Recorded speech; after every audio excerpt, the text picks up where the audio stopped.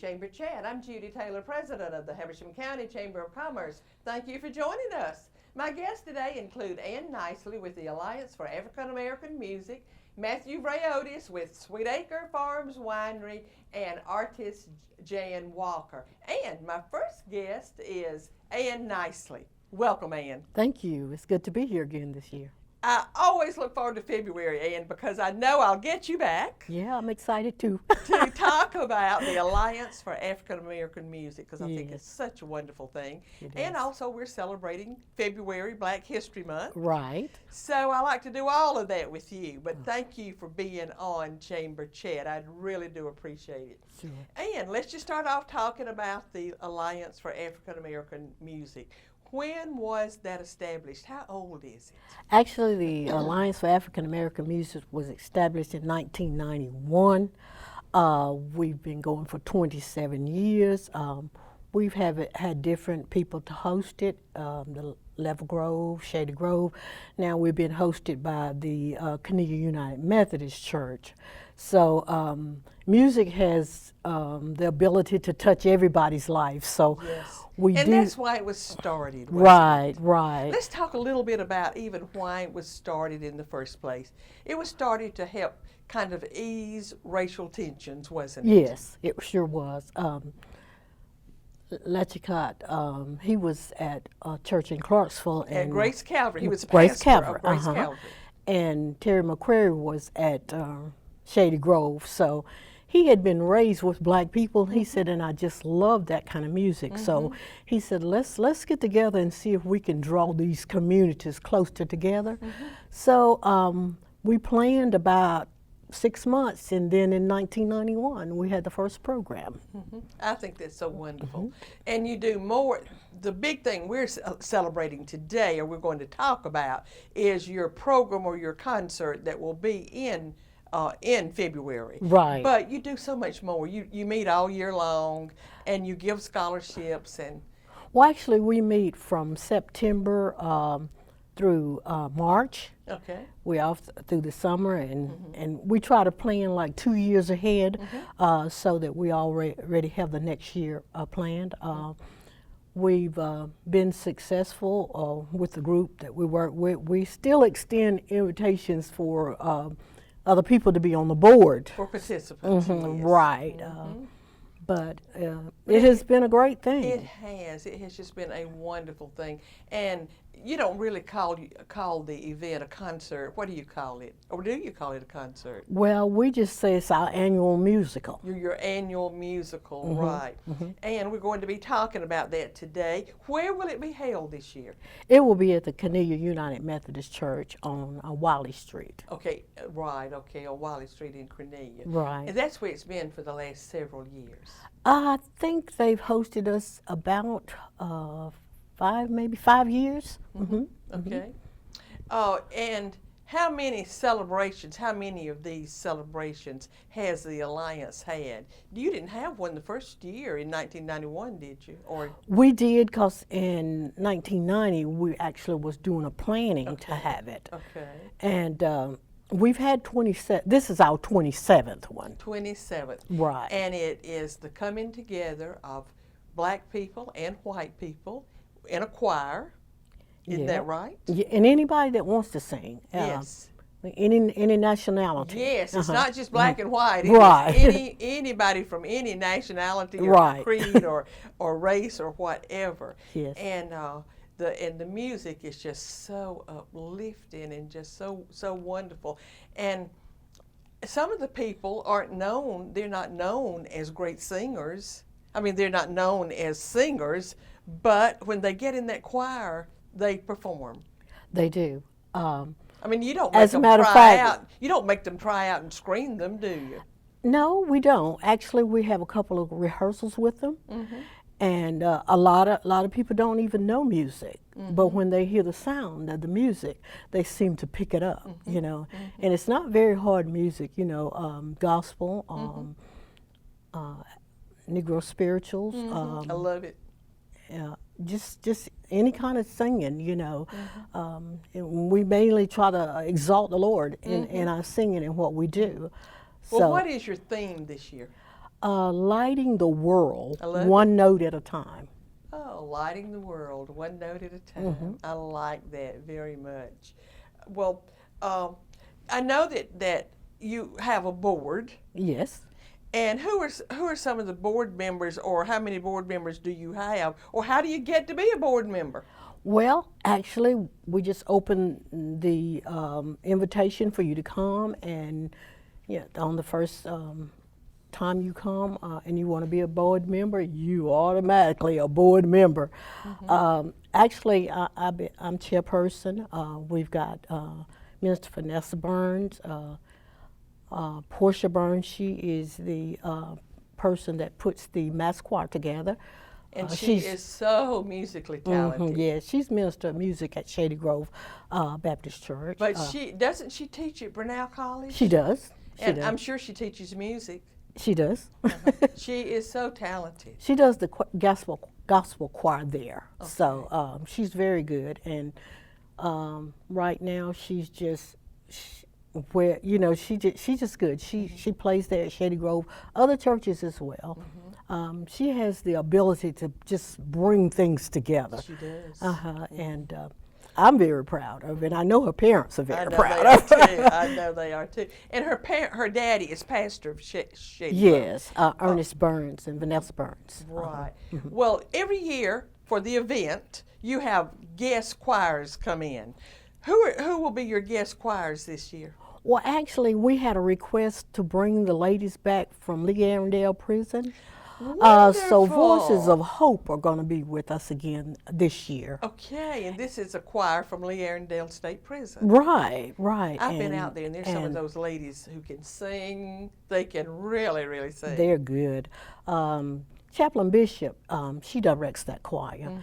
Now, that choir has to try out in order for somebody to be a part of it. And she said she only had one new person that made the choir this time. So she's looking forward to coming as well. And of course, the Lachicott Strickland Scholar for the scholarship, he will be singing on it. And then Portia, now, he got the scholarship last year. No. Oh, okay. He'll get the scholarship this year. This year, okay.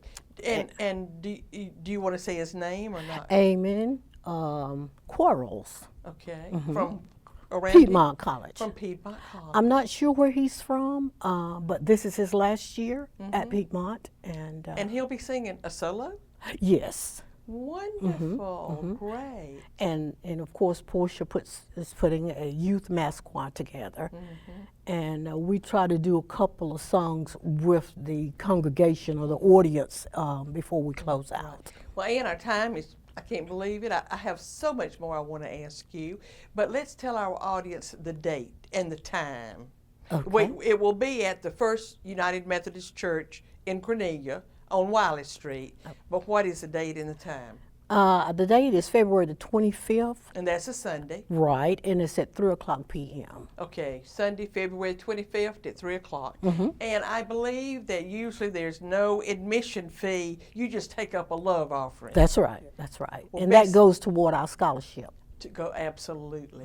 Best of luck this year. Thank you so very much. And thank you for being on Chamber Chat. It is a pleasure. And I want to tell you something. I'll see you next February. Okay, great. Thank you. You're welcome. We're going to take a short commercial break and be right back. Please stay with us. Are you tired of waiting on your movies and social media feed to download? Would you like to get your news before it becomes history? Do you want better internet service? Introducing cable internet powered by Kinetic from Windstream, where you can get up to 100 megs of internet speed in your home in our cable areas. Come by or call your local Windstream retail store today and see if you qualify.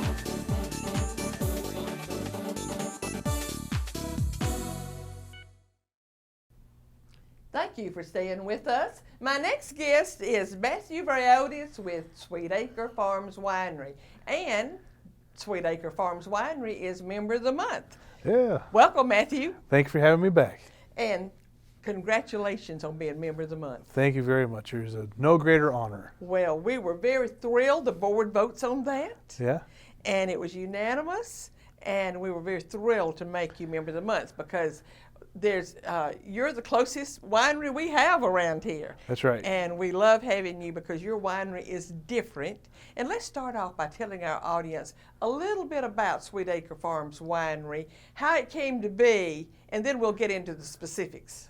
Well, we opened our door April 22nd of 2016, which means we're coming up on our second anniversary. We started making our wine in September of 2014. We started selling it in different mom and pop shops around town. Lindsay and I were working full-time jobs, and we decided that we wanted to own our own business and we wanted to work together. That was what was our lifetime goal. So we started growing fruit and growing, different vegetables, and we're going to different farmers markets around the state. And we learned about value-added products. It turns out that you can sell a blackberry for X amount, but you can sell a bottle of wine for a whole lot more than that one blackberry is worth. So that's kind of where we went with it. We both now work full-time on the farm, and we love it, absolutely love it. It is so pretty out there. Yeah, thank you. It is. It's beautiful, and you and Lindsay just seem to work so beautifully together. Yeah. And that little baby, oh my goodness. Maddie's a ham. She is beautiful out there. She's beautiful. Is. But tell our audience, what can we look forward to this year about new wines? So we have our staples that we're going to be re-releasing. So our dry blueberry, our sweet blackberry, and our staples are coming back very soon. But then we've got new wines. Like we have a sangria that's coming out. It's going to have a llama on the label. It's going to be a no drama llama sangria. We've got a blueberry pomegranate wine.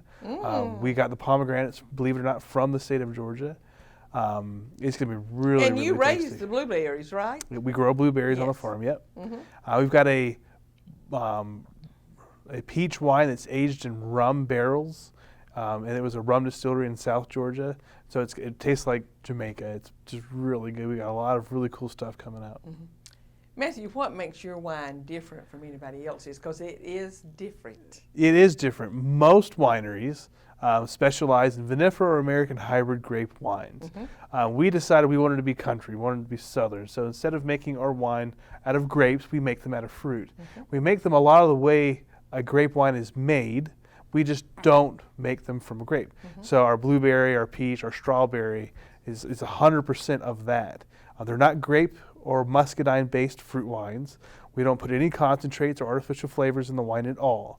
It's just peach, it's just blueberry, it's just blackberry. And you start with the fresh product. That's right. You start with a fresh blueberry or a fresh peach. That's right, yep.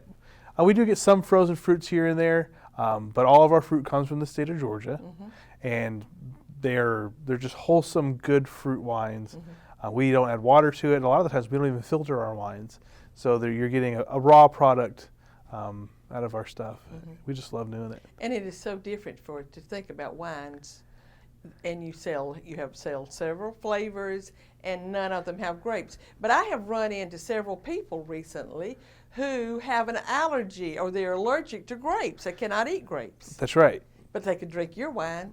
Because there's no grape in it, that's right. That's right. Yeah. Well, what is your top-selling wine?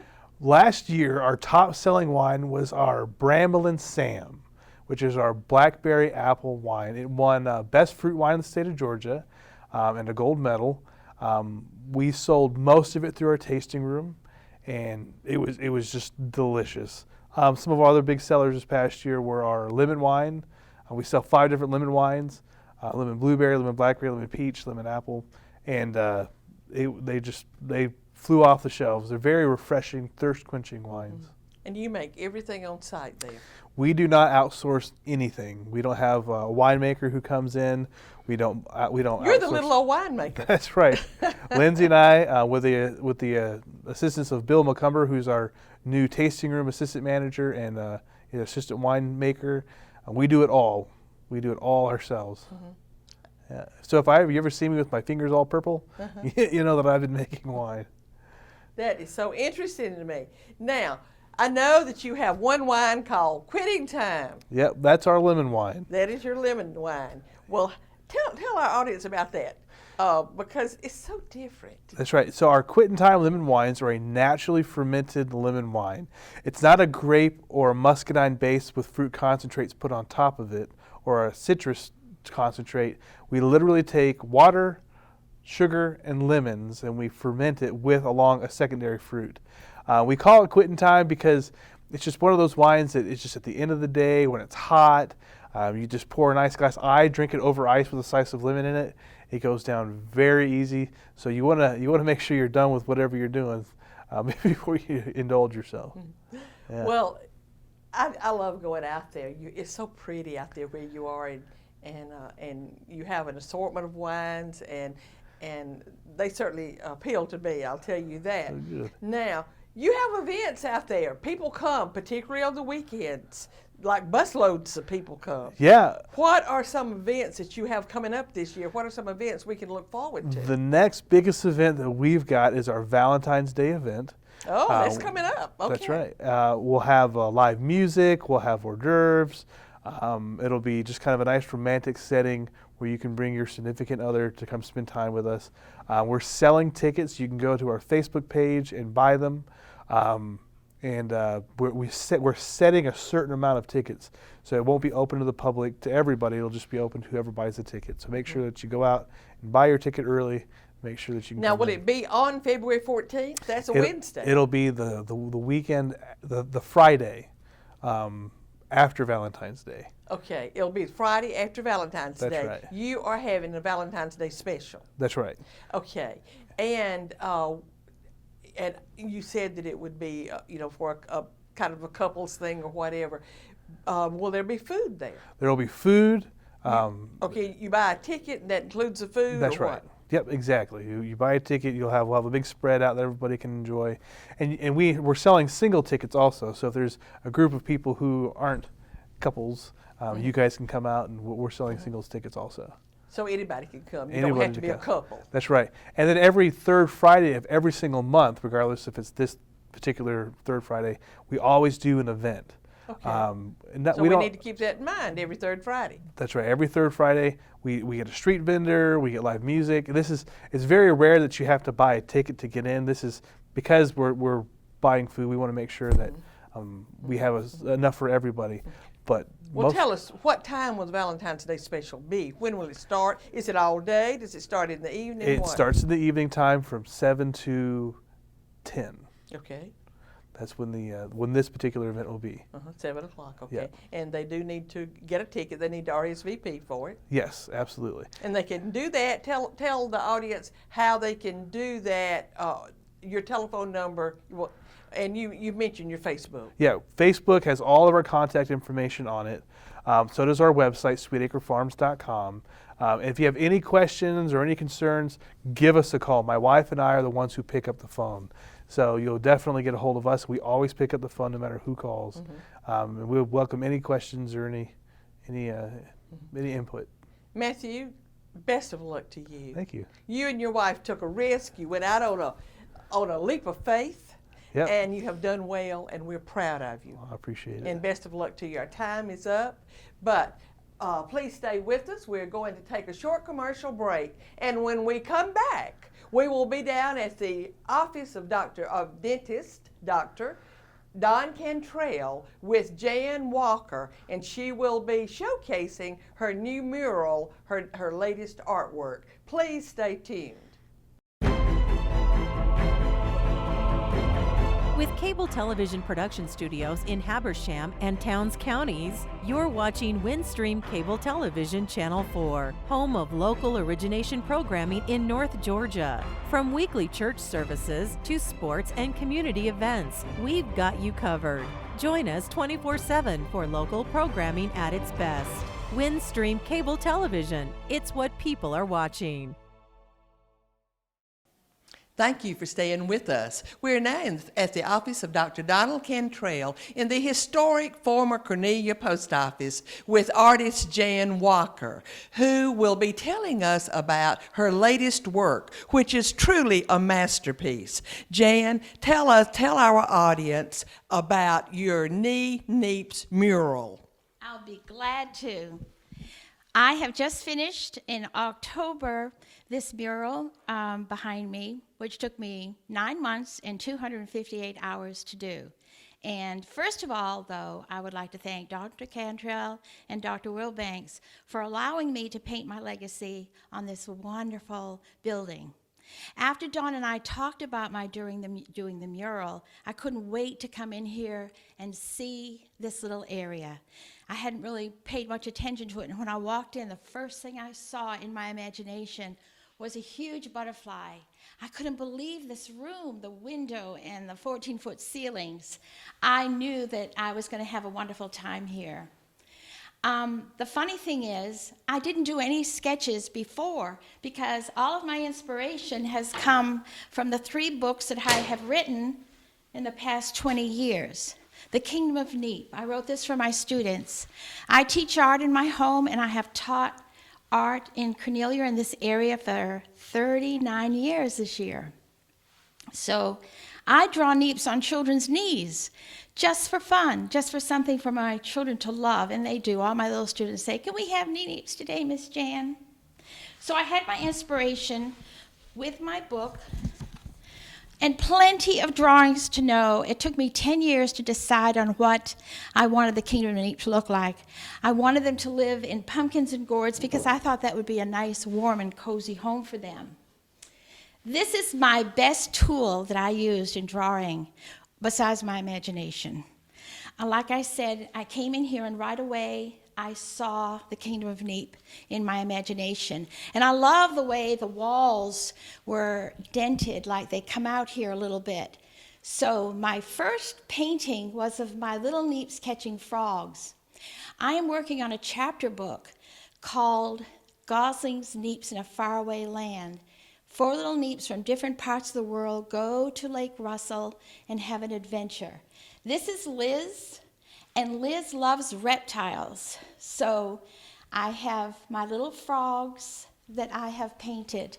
And this is a page I am working on now. I'm illustrating my book.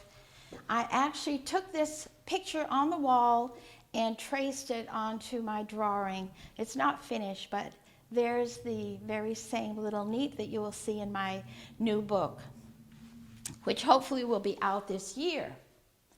So this is my best tool. I wanted my water and my little islands to flow nicely. This yardstick was my mother's yardstick when she was a teacher in the 1930s. So I started at the floor and I made lines all around.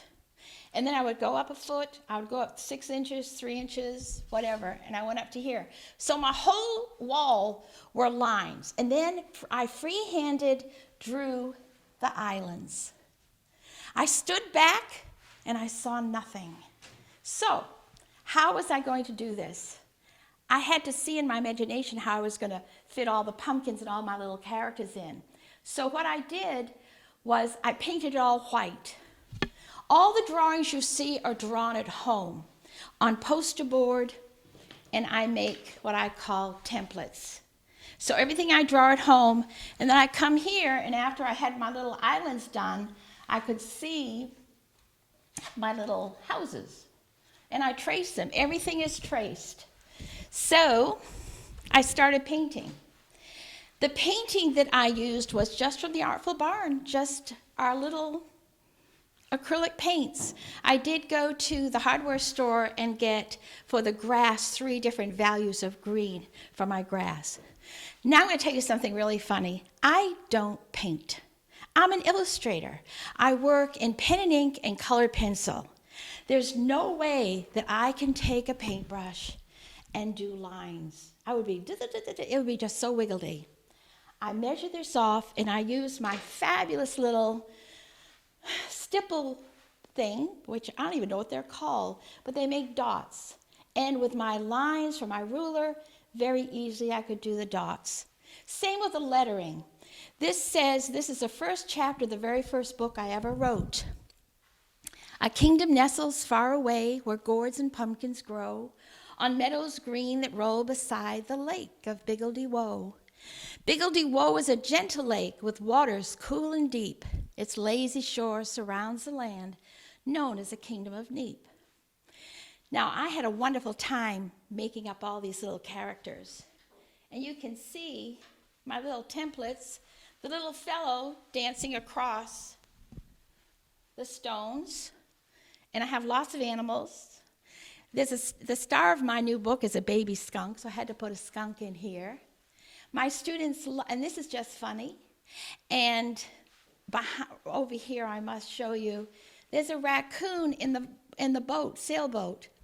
And I had sketched a little dog, and this man said to me, one of the patients that came here, "Why is there a raccoon in your boat?"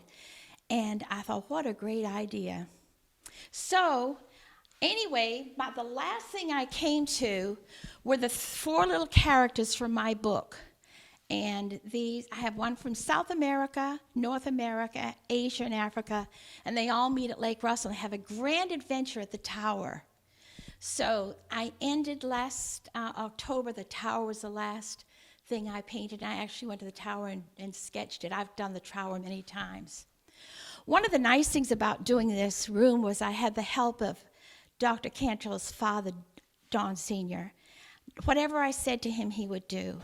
Paint the walls this beautiful blue. And while you're at it, just paint the ceilings, please. And could you make a new table? And can I give you these colors? And could you do the chairs? He was the most wonderful help for me. And Don had the idea of doing the picket fence, and I think it all just came out great. And this is, and another thing that was really important to me. This is a dentist office, and I wanted this to be full of fun things to look at, but I wanted it to be calming. And I think I got that by using actually limited colors. Most of the colors are done in turquoise and purples. And you can see the design in the fish is the same design as in the sailboat. So by using limited colors, I have a busy setting, but I feel like it flows. And of course, I had to get up on a nice, huge scaffolding, and I was proud of that at my age, and paint my butterfly, cut out every circle in the template. That is the yellowtail, swallowtail, the butterfly of Georgia. Jan, thank you so much. This is just awesome. I wish our audience could be here and experience this. Yes, thank you so much. And thank you for joining us today, and we will see you next time.